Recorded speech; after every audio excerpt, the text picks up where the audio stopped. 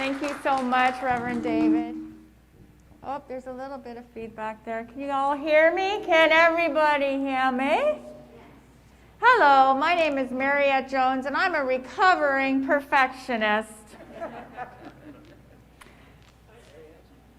Anybody try and be perfect in their life here? No?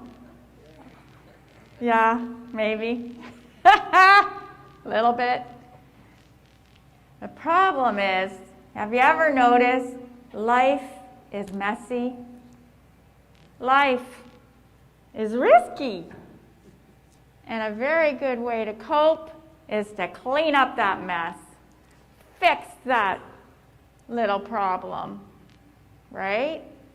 With a dose of perfection. If I could just do it perfect, I'll be loved. I will receive the approval of those I love most in my life. It becomes an addiction. Society is addicted to perfectionism. Have you noticed? Nothing less than the best. Yikes! I'm glad I stopped saying that to myself. I just can't live up to that. But as a divine being, born of God, I'm already whole. I'm already perfect. And so I can stop striving, and the good news is we all can stop striving. Phew. Now we can just sit down and meditate and just remember what we are in truth, the children of God.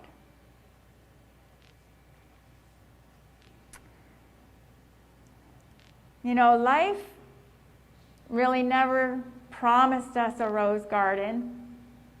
You know that country song, I never promised you a rose garden? There's a little rain sometimes, but no need to be melancholy, you know? Because we focus on the roses that we grow in our life. It's not all there for us. It's up to us to move in and begin the gardening and create the beauty that is our inheritance as divine beings.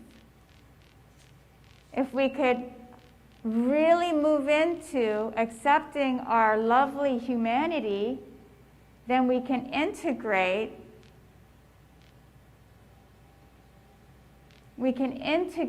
our weaknesses and our strengths into one beautiful mosaic. Do you see the beauty in that? Do you see the beauty in you? Just as you are right now, as is. That's the key to the kingdom of God. I love the line in The Power of Now by Faith Rivera when she says, no need to control. Go ahead and let go of what you think you know.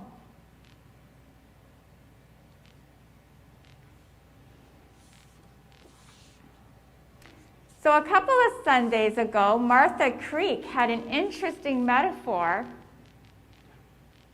She compared God, or our divine inner self,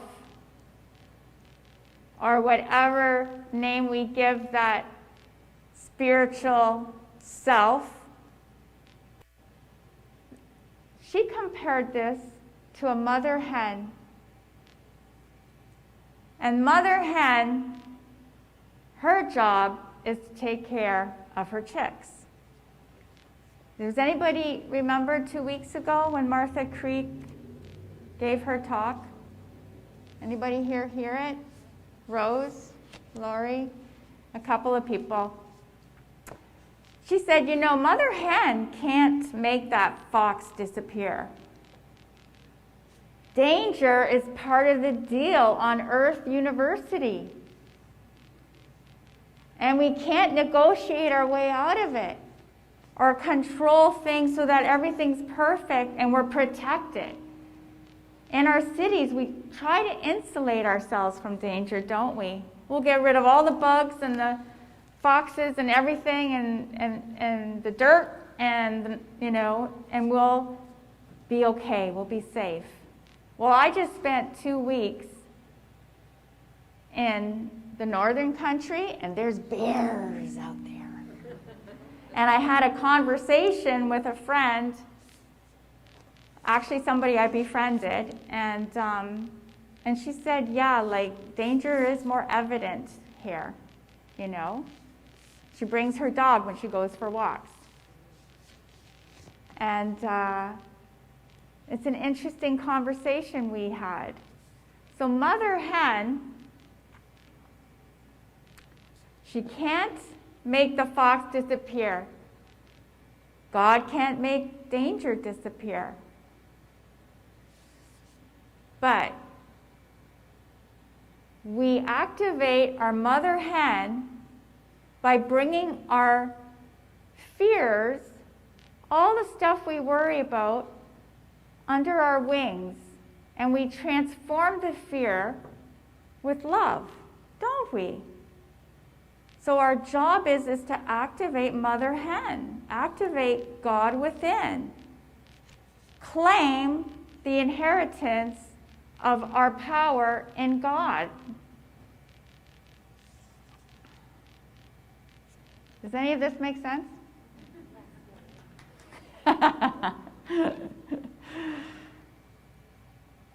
So I love our affirmation for today, or not just today, but every day of the month for September. Understanding divine order, I can embrace paradox and navigate chaos while keeping my balance. So picture, a river with rapids.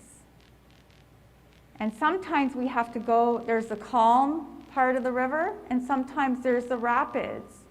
And when we go through those rapids, if we understand that at our core, we have the calm, the peace, the power of God, then we can navigate that with confidence. As I was preparing for this talk, I started putting pressure on myself, thinking, just out of habit, you better look perfect, because you got stuff to say and you better say it perfect.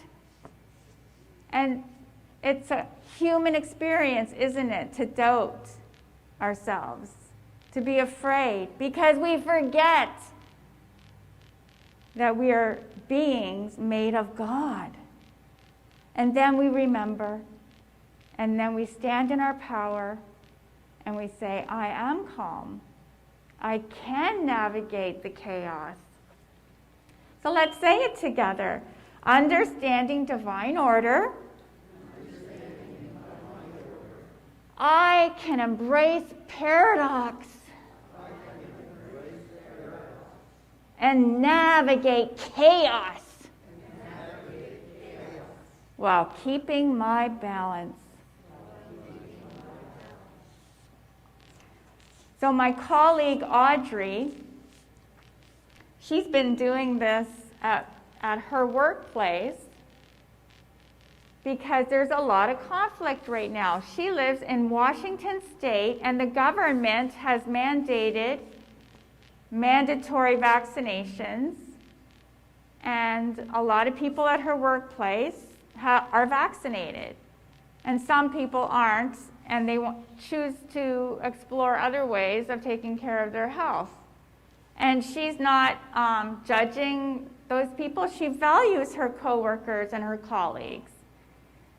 She told me about the conflict and the chaos that's been caused, the fear of losing their job, the people that are choosing another way. And she is my prayer partner, and she said, I want to hold space in our meditation together today, Mariette, for a middle way. A way that both can be comfortable with. You know, just a little aside, that's one of the most valuable questions that me and my husband ask each other. When we can remember to ask it, what would make you comfortable in this situation? Our counselor, he promised us when we were learning this question that almost anything can be negotiated. Almost anything can be agreed, an agreement can be found. Almost anything can be solved. When you ask the question of the other person, what would you be comfortable with? Lori loves that one. She's heard me talk about that before. And it's miraculous when we step into the space of the middle way.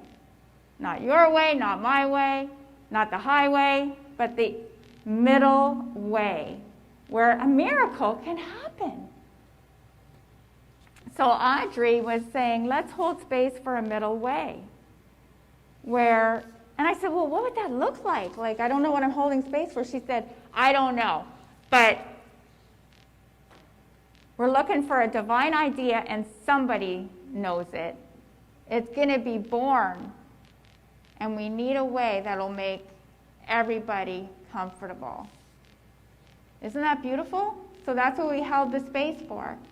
Is for a miracle to happen.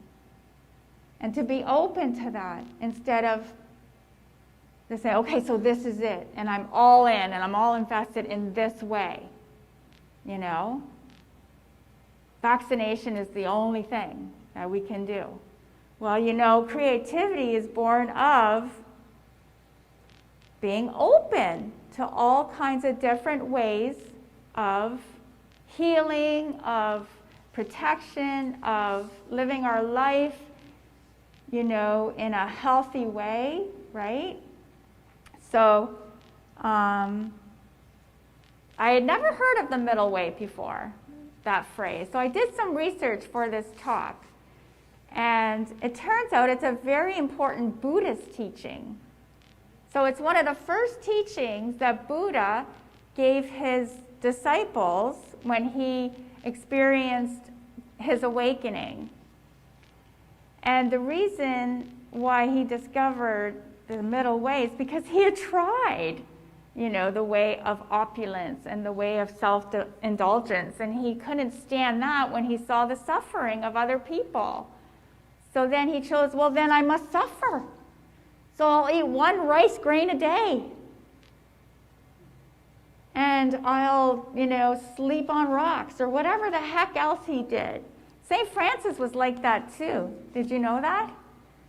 St. Francis, he was into asceticism. Because we feel, let's face it, we're a violent society. We believe in punishment. So we feel we need to punish the body for any of its desires that may lead us into places where we're afraid to be, which would be, you know, too much indulgence or too much permissiveness, where we get lost in those places too, because that again is another extreme. So he spent enough time, Buddha spent enough time in both of those places where he figured out his middle way. He was going to take care of himself with moderation. He experienced his awakening, and that's the first teaching he gave his disciples after they got off of their perfectionistic ideas. Well, you're doing it wrong, Buddha. You know, you are not doing it right. You're eating, for crying out loud. And so they had to get off of their ideas and become unaddicted to perfectionism. So my question to you is to think about, where have you become rigid? Or where have you let perfectionism get you stuck in one part of your life Where could you benefit by experiencing freedom?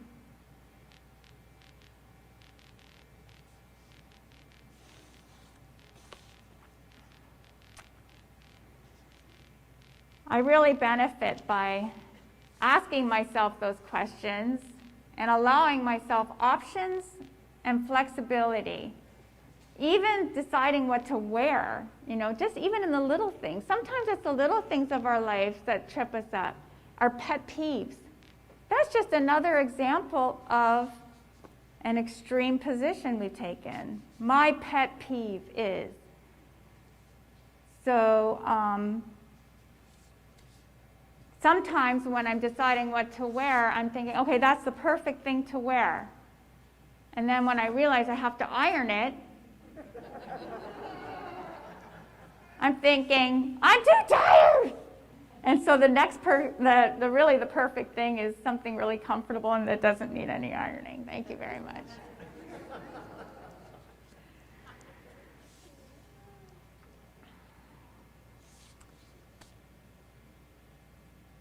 Does anybody know how long I've been talking? About 15 minutes? What time did I start? Nobody knows?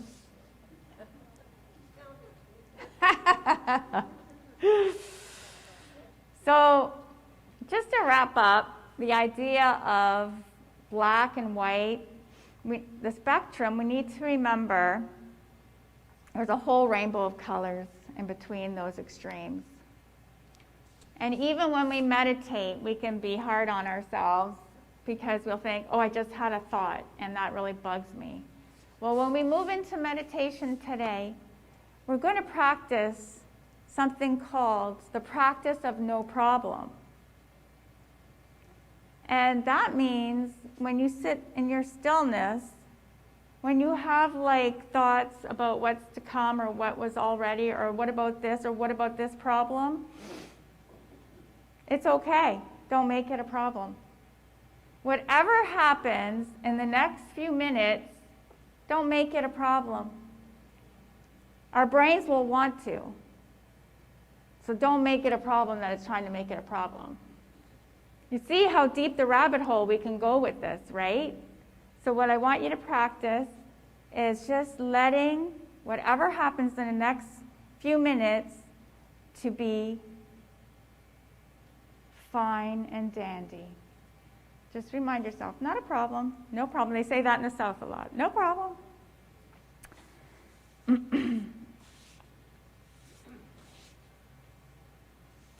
So letting go of fear, we navigate with love. Letting go of fear, we soften and become flexible.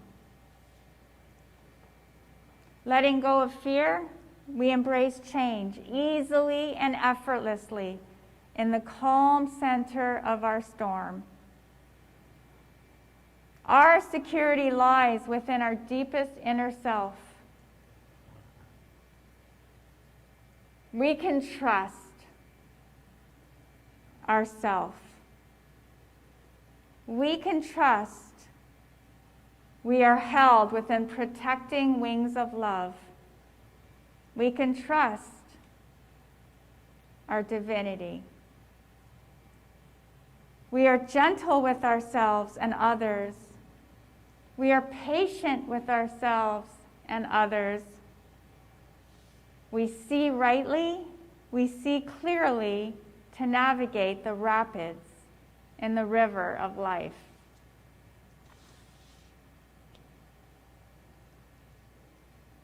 Understanding divine order, I embrace paradox. Repeat that after me again. Understanding divine order,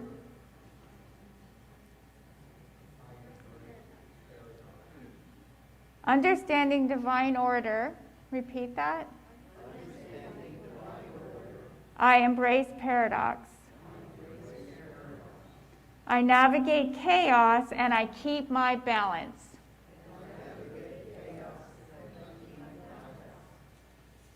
So take these thoughts with you to the Holy of Holies in the silence.